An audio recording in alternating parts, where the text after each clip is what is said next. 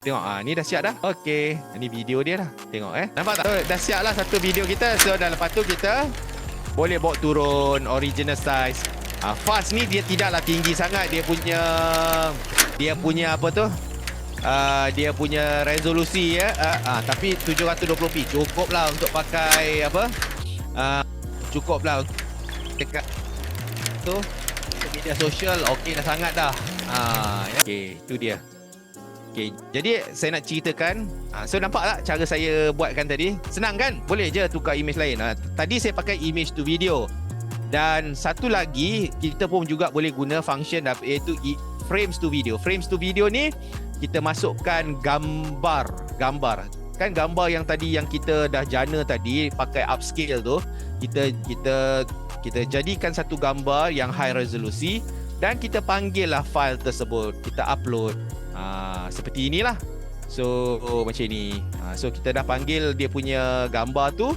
Kemudian kita letakkanlah frame apakah arahan tadi kan, prompt tadi kan. Macam dia tadi scene yang ini, saya ambil yang ini kan, cinematic saya copy. Lepas tu saya tampal kat sini. Lepas tu saya hantar. So apa dia buat? Sistem akan hasilkanlah benda ni. Okey, saya demokan. Dulu setiap pagi saya tengok cermin, kedut bawah mata makin jelas. Dulu setiap pagi saya tengok cermin, kedut bawah mata makin jelas. Okey, nampak tak? So kalau masukkan skrip boleh kan cikgu? Ni ialah saya ni masukkan skrip lah ni. Dulu saya setiap pagi saya tengok cermin, kedut bawah mata makin jelas kan. Lepas tu saya tambah sikit. Lembut. Ini AI tambahkan lembut. Bunyi whoosh, masuk cahaya, latar piano halus. Ya, semua ni guna flow je. Senang. Flow ni senang sebab kita boleh kata satu buat kat sini. Kita senang, kita boleh kontrol. Lepas tu dah siap satu kan? Tugasan pertama dah buat. Kemudian kita buatlah flow yang kedua, video yang kedua. Yang dah siap, okey, kita bawa turun. Lepas dah siap kita download. Lepas tu kita buat yang kedua. So yang ni video yang kedua. Sekarang saya datang kerja dengan keyakinan baru.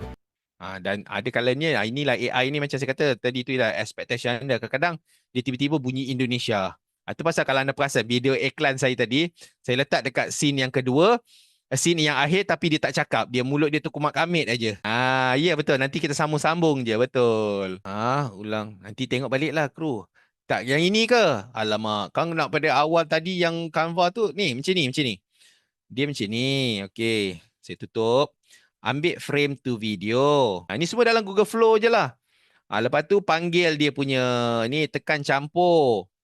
Lepas tu tekan upload. Upload panggil file yang kita dah upscale tu. Macam ni kan. Bagi nama dia senang sikit kita pilih. Upscale.